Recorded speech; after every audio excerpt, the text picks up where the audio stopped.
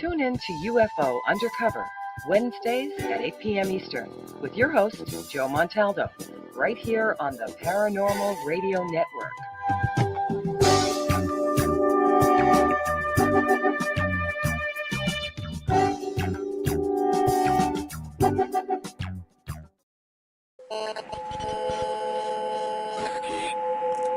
What's out there? What creates the shadows in the corners or the creatures of the dark? Who are those on the other side? What do they have to say? This is the Gateway Podcast. This is not your normal style of paranormal talk radio.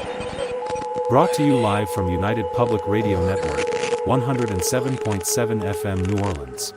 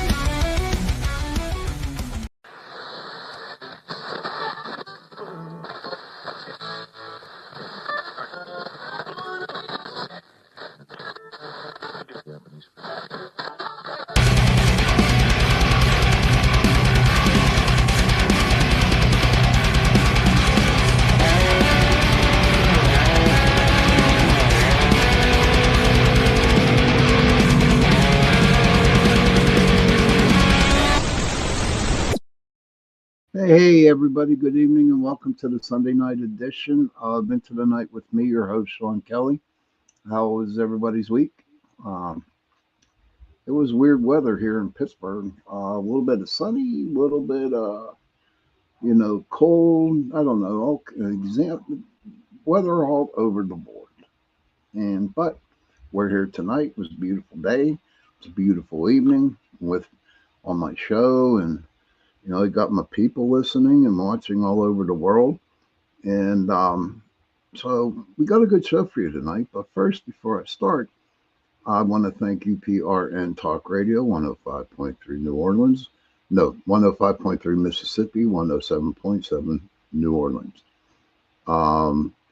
This month's sponsor on oh my God, I'm losing it today, guys. On Bigfoot month here on Into the Night. My sponsor for this month is Runa. She's a psychic medium and palm reader at the Steel Goat Marketplace, Rhode Island Road, Penn Hills, PA.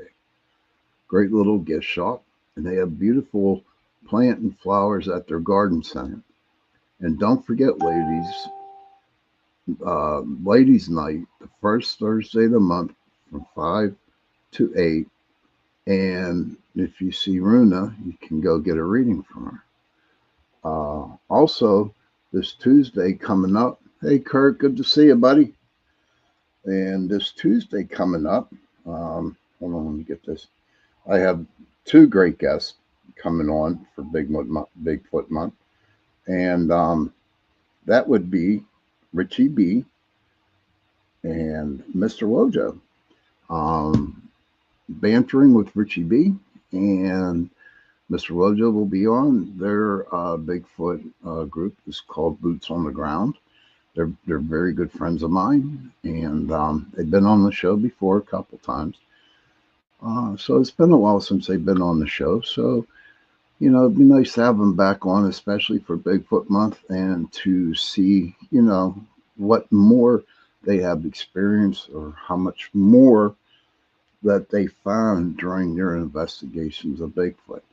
I'm really looking forward to the show, and we'll see what happens. Okay, so my guest tonight, I gotta go get his bio off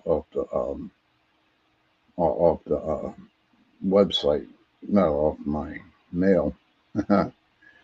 And he's a very nice gentleman. I had him on a couple weeks ago with Maxim Furyk. And I don't know. I just had a good vibe about this dude, man.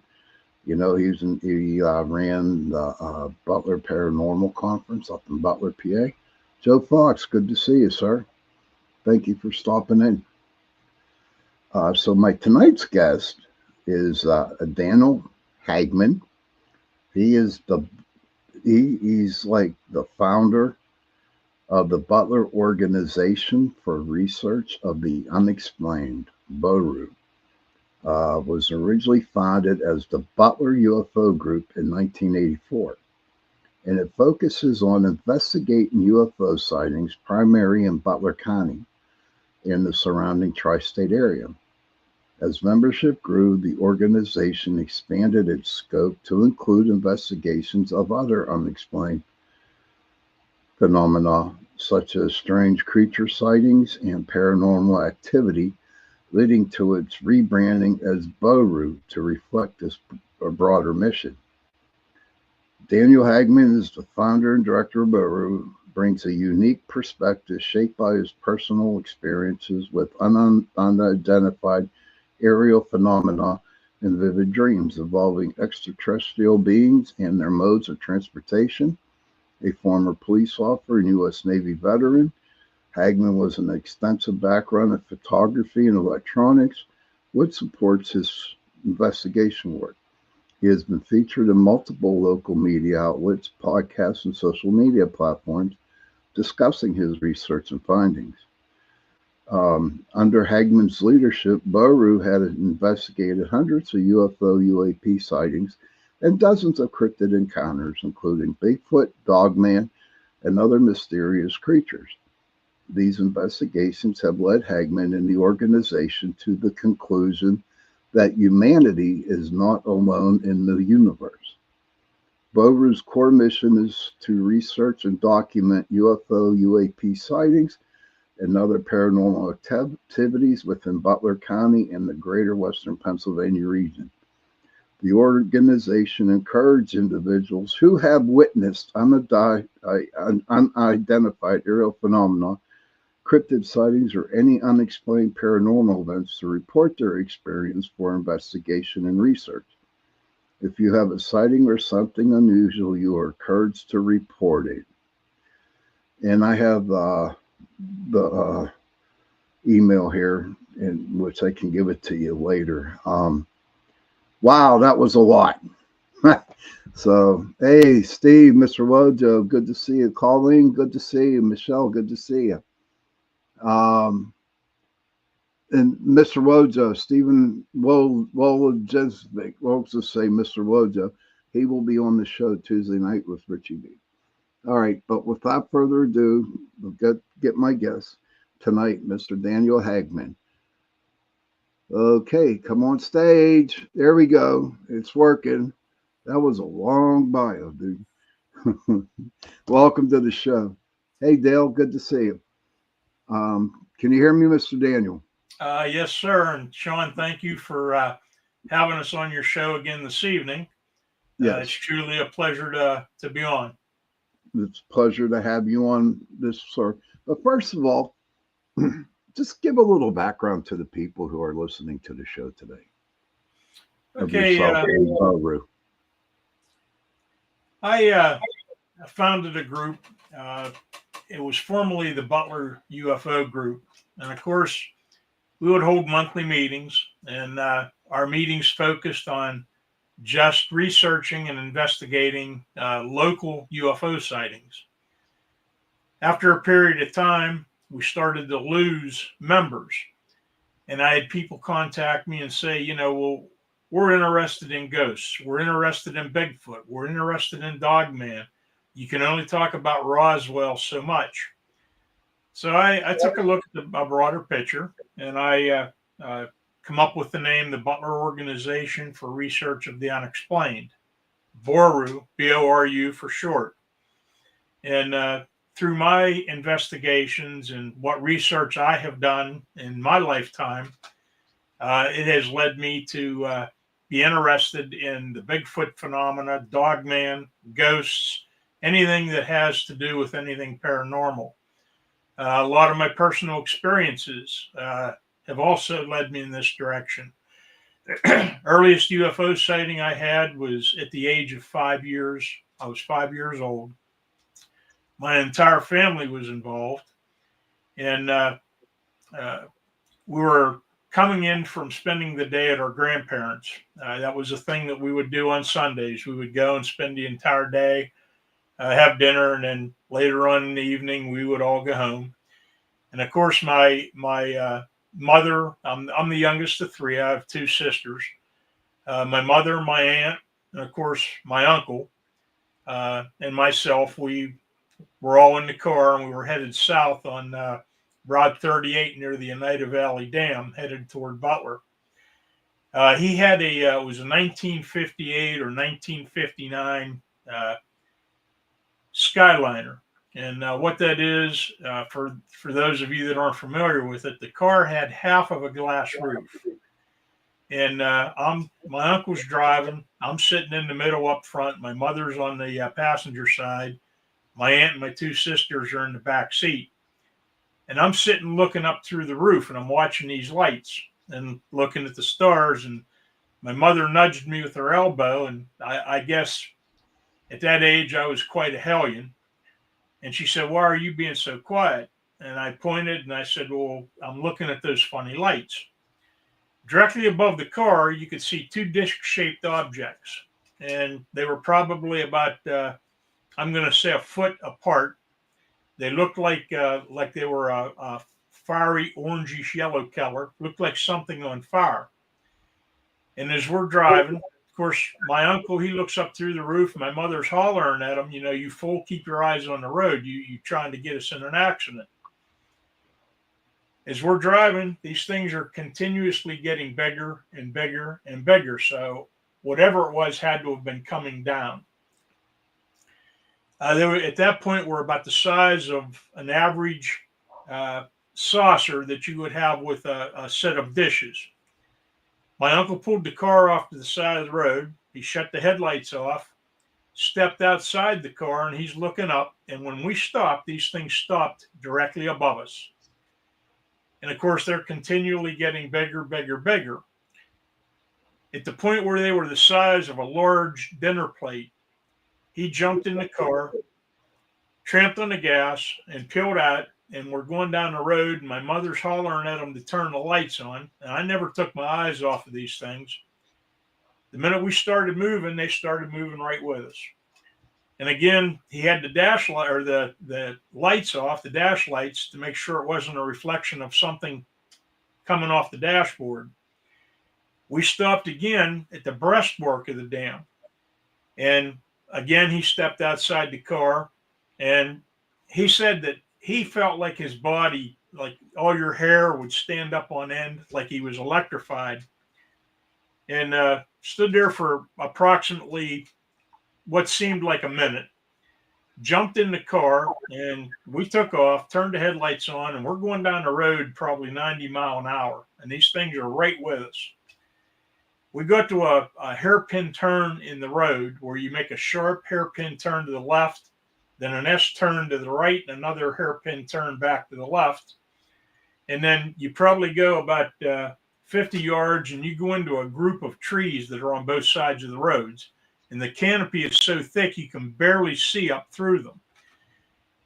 We could see the lights and casting light down through the canopy of the trees. And when we come out the other end, whatever they were gone. We immediately got home. My mother got my two sisters and I off to bed. And I remember my mom, my aunt, and my uncle, I could hear them talking. "Jack, what do you think it was? And Jack, do you think we should call and report it?" And so on and so forth. And then it was 2 nights later, front page of the Butler Eagle, there was an article that stated Butler County residents, or northern Butler County residents, startled by unidentified flying objects. And there was an article in the paper about it. That was my first experience with UFOs. So do you think when you experienced that at the age of 5, did you start experiencing Bigfoot phenomenon? Did you witness any Bigfoot at a young age growing up after that UFO experience? Not at that point in time. I actually didn't start having experiences with Bigfoot till well after my involvement in the formation of the Butler Organization for Research of the Unexplained. We would receive reports. I would go out and do investigations. We had dozens upon dozens upon dozens of reports of UFO sightings followed by Bigfoot sightings, or Okay. Bigfoot sightings followed by UFO sightings. Okay. We've casted dozens upon dozens of footprints that clearly are not human. And my real experience with Bigfoot didn't come till many years later. I have a friend of mine that lives up at Kinzu Dam, Allegheny National Forest area. And I go up several times throughout the year. And, we'll go out and he takes me to different areas that he himself has had experiences. And that's everything from UFO experiences to portals to Bigfoot. This one particular area that we were in, I think it was called Red Rock. They all have different names up there. But Red Rock area, where they have these rocks that are like three times the size of a 3-story house. And the one rock that he was showing me, big, probably 12, 14 feet off the ground, perfectly flat, but slightly angled. And he said, that's where we're going to camp out tonight. So we climbed up the top of this rock and we put out our sleeping bags and our camping equipment, our picnic cooler and whatnot. And, spent the day walking around and didn't have anything happen at that point. Later on that evening, we bedded down and, of course, went to sleep. And it was just shortly before daybreak. It was light enough out that you could clearly see images and, you knew that this was a tree and so on and so forth. And he woke me up. He's shaking me, but he grabbed my arm and he's shaking my arm. And I kind of sat up partially and he looked at me and he went, shh, don't make any noise. And he started pointing down toward the bottom of this rock. And you could see these two creatures. You could just see the tops of their heads. And you could hear the footfalls. You could feel the footfalls. Step, step, step. Mm-hmm. And these two creatures walked down around the base of this bottom of this rock over toward our left, toward the edge of the woods. And we could hear them, going into the woods and crashing down apparently trees and going through the brush. And he said, come on, we're going to go to the car. So we get down off this rock. When we were probably, I'm going to say 20, 25 feet away, he grabbed me and he's turning and he's pointing back toward the rock. We stopped. I wish you could see the goosebumps I have. Stopped and turned. And here is this huge, huge creature. Clearly, its shoulders and its head were above the top of this rock. Oh, wow. Our picnic cooler, it reached up and it flopped the lid open and it's foraging around through our picnic cooler, but it never took its eyes off of us. It was watching us. I felt like I was paralyzed. I'm standing there with my mouth hanging open. He never let go of my arm. We watched this thing, this creature, Bigfoot. It took an apple out of our cooler and it held it like this. Again, never took its eyes off of us.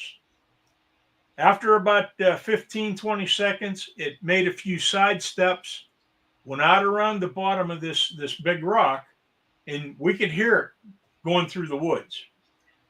He said, come on, and we went back to the parking lot where the car was, and we get in the car and stayed there till well after daylight. Yeah, I would too. Locked the doors.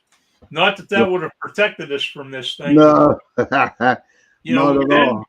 We went back to retrieve, our sleeping bags and our camping gear. And of course, the cooler was down on the ground, stuff just strewn everywhere. And looked up, and I've got pictures of it. There were rocks up on top of this rock that we were sleeping on. Mm-hmm. And they were stacked on top of one another, probably about 10, 12 inches high. And I looked at Denny and I said, Denny, what the heck is this? I said, this wasn't here. He said, it's a gift. They gifted us. Yes. I looked at him and I said, well, let's get our stuff. I'm ready to go. And of course, we loaded up the car and then we went back to Denny's home and we didn't get back out that evening. We stayed, and then the next day we went out for a little while. But I've experienced the opening, or what we believe is a portal starting to open and then close. Mm-hmm. I've been up there for multiple UFO investigations. I've been up there for multiple Bigfoot investigations. I've talked with the park people, and they treat you like you've got a plague. And we don't want your kind up here. There is no such thing. We don't know what you're talking about. And you can tell just by looking at them and looking into their eyes that they know more than what they're saying. Okay. Gary, hey Gary, good to see you. Gary says he's in Bethany Beach, Delaware. My cousin Vanessa from Pittsburgh is here with me. Hello, Vanessa. Welcome to Into the Night. Okay, Daniel. So I saw Bigfoot, and I call you, and you come out and investigate it. Okay. How can you tell the people how you do your investigations? When I call you, what do you do? What's your steps at investigating a sighting? When we get a call, first thing we do is we'll do a phone interview. In most cases, that's how you get the report. Sometimes they'll email me or they'll message me through Instant Messenger, and I will then contact them. We have a form. We have the person fill it out as to what they saw, what they experienced, time of day, weather conditions, as much information as humanly possible.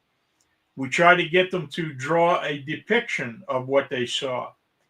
And in most cases, some people can, draw a pretty good depiction of what they saw. In other cases, it's best just not to have it. But we'll take and we go out. We look for broken limbs. We look to see if there are any signs, footprints, hair. We look to see if we can find any hair samples. There's just a whole regiment that we go through when we do go out to do an investigation. If we find footprints, we'll take and, we'll lay a tape measure down, take pictures of the footprint. We'll cast the footprints. If we find hair samples, we take and we'll bag the hair samples in an evidence bag, and then we send it out to have it analyzed to see if it's possibly a black bear, brown bear, get it analyzed to find out what type of animal or creature it's from.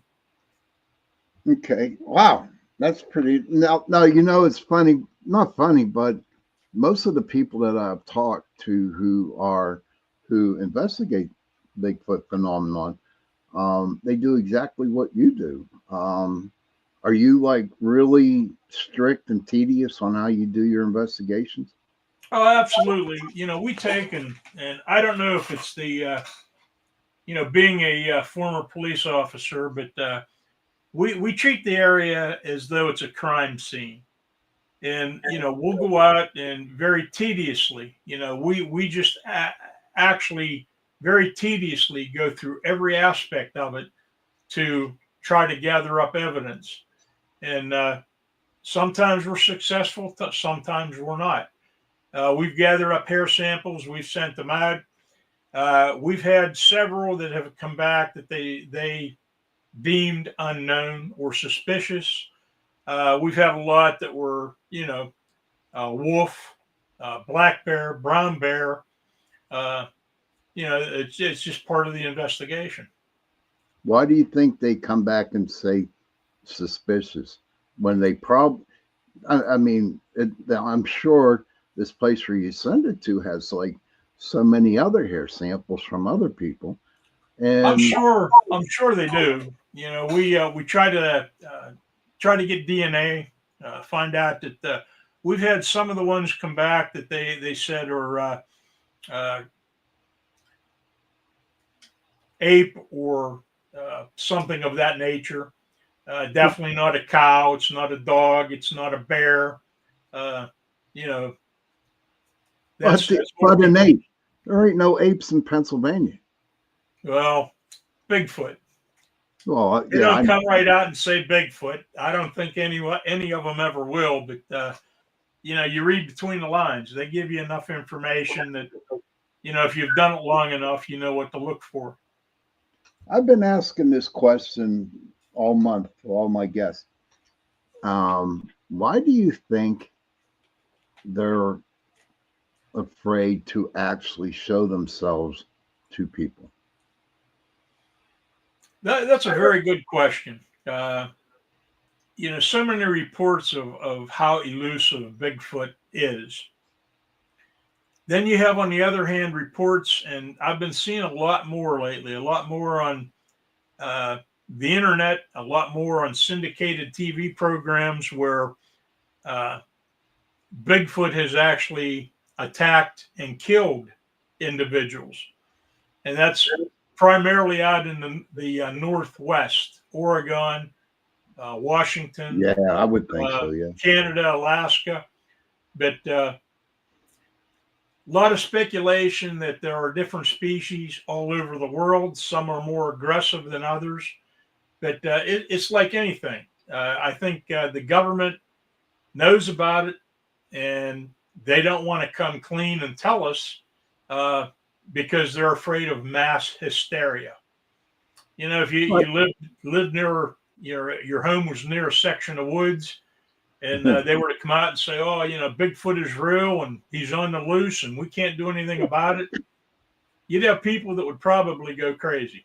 but not Dan. It's the 21st century. I don't believe that. I don't believe that. I believe that if the government came up to me and said, "Yeah, there's a Bigfoot hanging around," I'm sure as hell going to go out and try to find it. I'd be more intrigued. That would get me more interested in finding out more about it. Well, I agree with you, but they're very forthcoming as far as telling us the truth.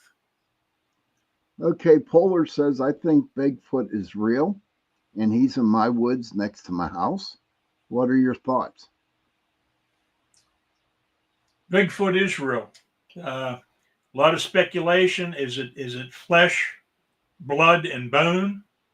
There have been reports where people say that they've watched the Bigfoot. It would walk up to a tree and go into a crouched position, put its hands up in front of its face, and just disappear. Are they interdimensional? Yes. Can they come and go from our dimension to another dimension at will? In a heartbeat. Are they a metallic or metal skeletal structure with flesh and hair over top? Are they an alien being? It's a good question. There's a lot of questions out there like that. You take the series Star Wars. How did George Lucas know to cast an alien creature known as the Wookiee or Bigfoot? Yeah. Think about it. Think about it. True. Now, when you're out in the woods and you go investigate out there by Kinzua, have you ever seen all the markings in the trees? Oh yeah. Have you seen that? I haven't seen one. Probably will maybe this year, but I call them like huts. That's the way I look at it. And I've seen pictures from a lot of Bigfoot people, and you have seen the tree structures. Absolutely. We've seen the tree structures. you'll come across two big trees that are torn out and made into an X, almost like as if don't venture beyond this point. Uh, Also, nesting beds or birthing beds, uh, huge, to where it looks like these beds are made. Is it possible that, excuse me, is it possible that these Bigfoot are nesting and giving birth in these structures? Again, a lot of speculation, but we've seen them. We've come across them dozens of times. Why do you think this? It's not an out of this world question, but why do you think that oh gosh, the UFOs let the Bigfoot in on our domain? That's a good question, and there again, you've heard of the reptilians, you've heard of the Palladians, you've heard of the Greys. Yeah, No different with those beings as possibly a Bigfoot. Are they here as a form of scout? We've actually an area up at Kinzu, which the last time I was up there, we casted some footprints that were almost 20 inches long by wow, 7 inches wide, several inches deep into the mud. And we first came across a small, I call it a juvenile footprint. Now the footfalls, like if we walk and we leave our footprints, you have right foot, left foot, right foot, left foot. These footprints are right in front of one another. And of course the stride is really, really big. We're following a set of juvenile footprints. And then all at once we come to these huge footprints. And the juvenile footprints are no longer there. So naturally, we assume that the adult Bigfoot picked up the juvenile Bigfoot. right, We're following the big footprints now. The stride is almost 4 feet from right foot to left foot, and the right, footfalls are right in front of one another. We're going across an area that is normally under 50 feet of water in the summertime. In the winter months, they drain it out for flood reasons. So we're talking an area, if you were walking across it, 3 football fields in length. And as we're following these footprints, again, small footprints to now large footprints, we come across where you have one final large footprint. There's nothing beyond that. Nothing yeah. to the right, nothing to the Where do left. you go? Yeah, Exactly. And we're probably talking another 70 yards that we would have to walk before you would actually come to the opposite shore if this area were all underwater. right. Where did it Oh, go? right through the portal, dude. Right through the portal. I guarantee it. I have no doubt in my mind. No doubt in my mind that UFOs and Bigfoot work together, brother. I'll take that to my grave. Polder has a question here. What do you guys think about the Bigfoots found? Are those real or distractions from the government? They're real, and I don't think the government has nothing to do. There's nothing they can do about it. Now, there were people a long time ago. I do believe it was the loggers over in the west, northwest that found a set of big footprints. And come to find out, there was a guy out there that was faking all this stuff. You know what I mean? Which hoaxing, they call it hoaxing. But that's how I feel. How about your opinion there, Dan? I have to agree with you. We've even come across campsites, abandoned campsites up in Kinzu.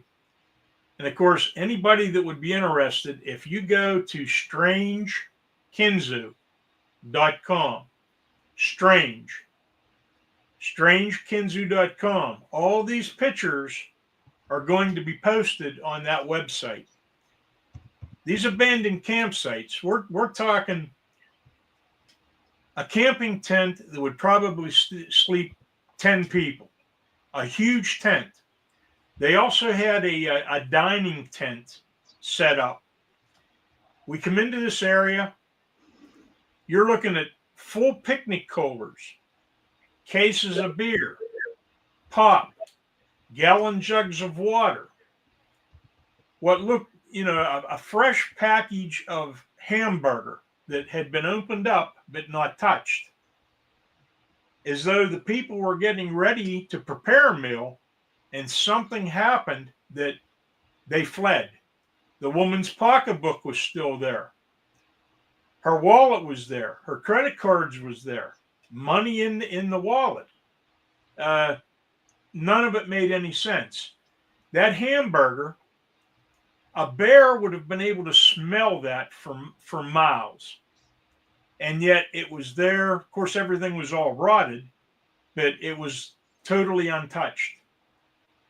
One of the tents looked like somebody took a razor knife to it and just annihilated it. And again, these pictures are all on Strange Kinzu. We notified the park people. Friend of mine that I go up there, his first name is Denny. He has a member of the family that's on the sheriff's department up there. So we went and reported it to the sheriff's department. We left there and we went through a Burger King and got a burger and some fries. We ate it on the way back to where our campsite was. And of course, we'd have to drive past this abandoned campsite to get to our campsite. Right. We're talking at best 40 minutes. That campsite was cleaned up as though no one had ever been there. Are you serious? Oh, I'm wow. 100% serious. Wow. And that's not the only campsite that we've found up there that was abandoned. And you could tell whoever was there left in one heck of a hurry. And we're Right. talking very expensive camping equipment. Wow. That's craziness. Joe Fox wants to know, CL. Hey, CL, good to see you. Kurt has a question, but before that, where is the Kinzu Dam? Kinzu is up near Warren, PA, Allegheny National Forest. It's not too far from the Pennsylvania-New York border. But if you take and you look on a map of Pennsylvania, go up to Erie, PA. And from Erie, PA, you're going to move out over to the right and look for Warren, PA. And Kinzu Dam is in Warren, Pennsylvania. I know where that's at. Yeah. So hopefully that helps you out, Joe. Maybe take a ride over. I can meet you up there someday.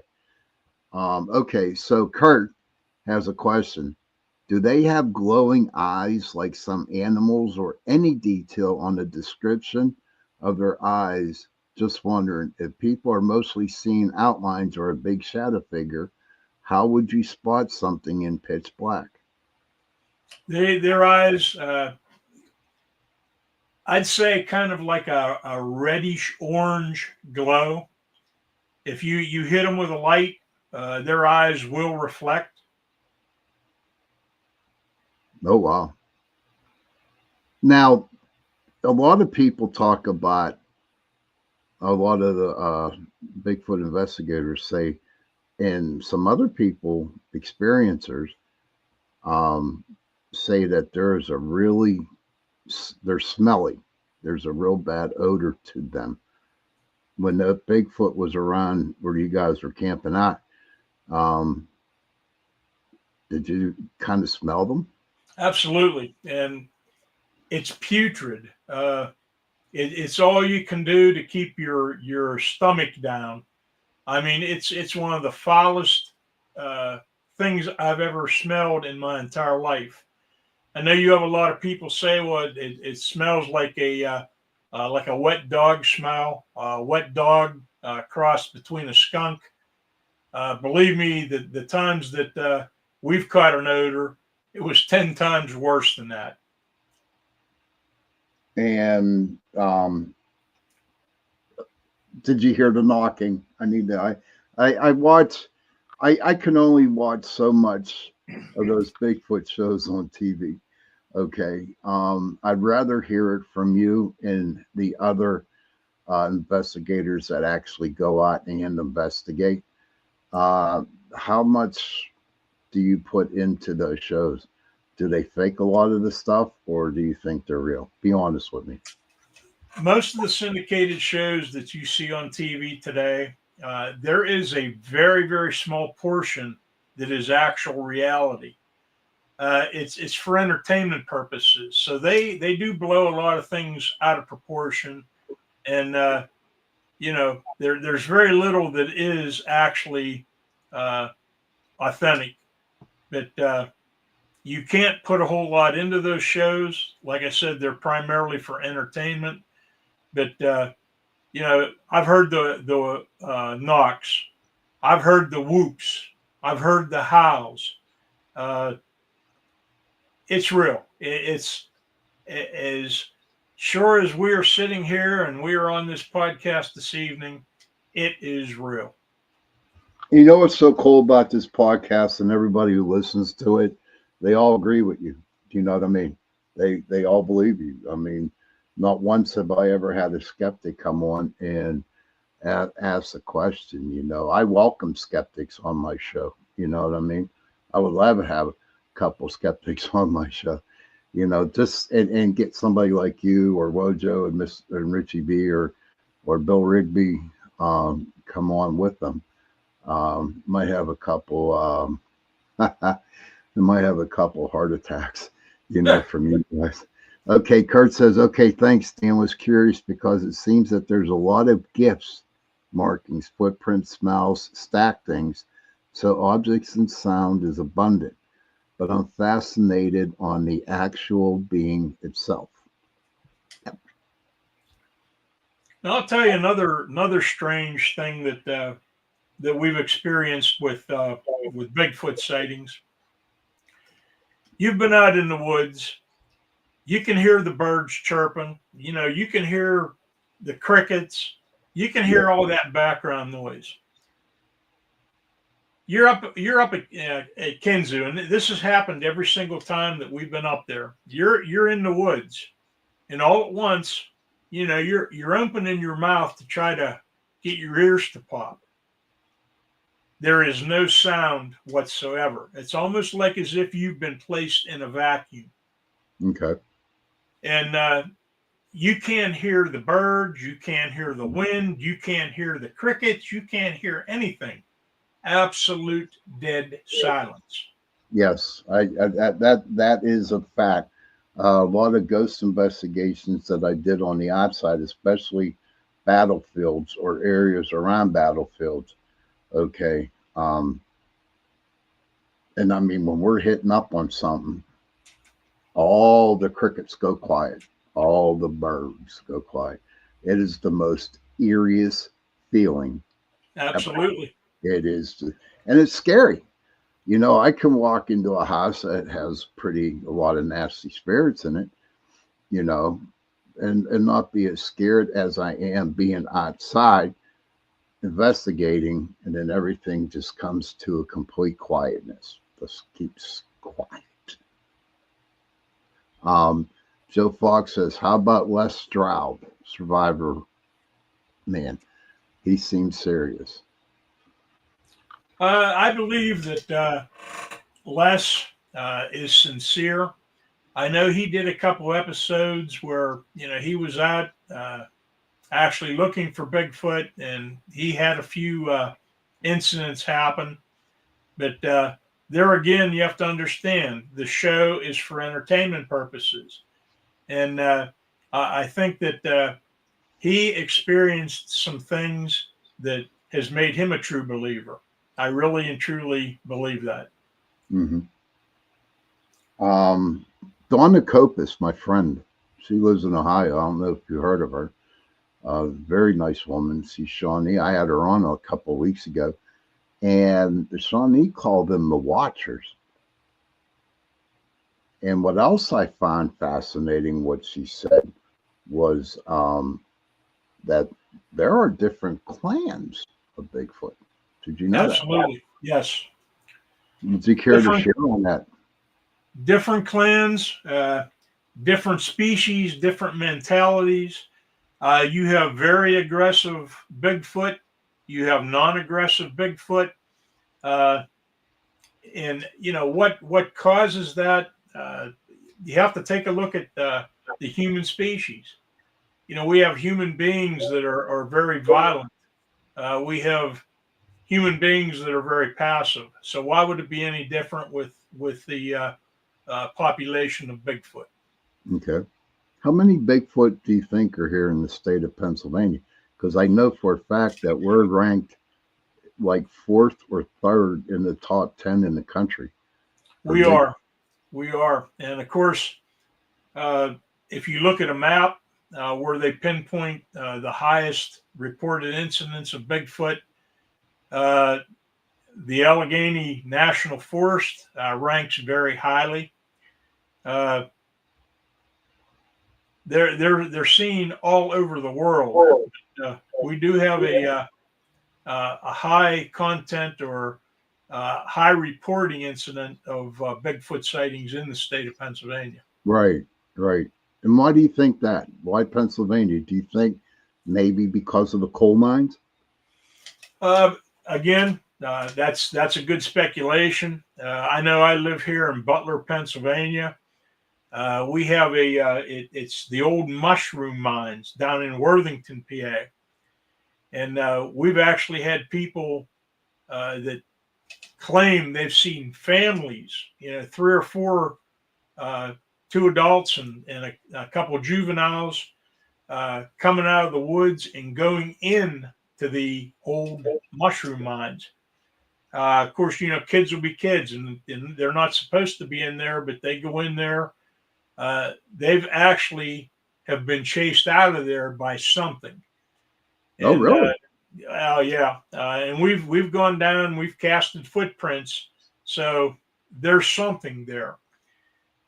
Another incident, if we have the time, that happened. We got about 5 minutes, bud. Real quick, up at Kinzu. This is up at the Upper Reservoir.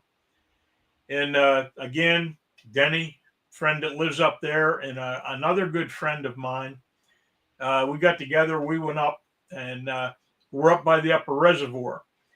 And there's an area that has a access gate for park people. Not supposed to go beyond that point, but we walk around the swing gate and get down in there.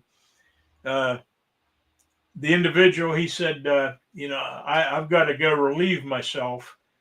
And he takes off, and Denny and I are sitting in the parking lot of the Upper Reservoir, and we're just, carrying on a conversation.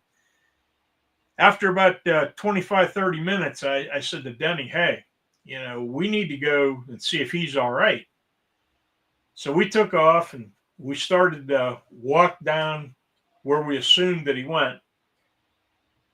Went for quite a while, and there's a cement block building. It's got all these kind of electronic gauges in it, which we assume is something to do with the Upper Reservoir.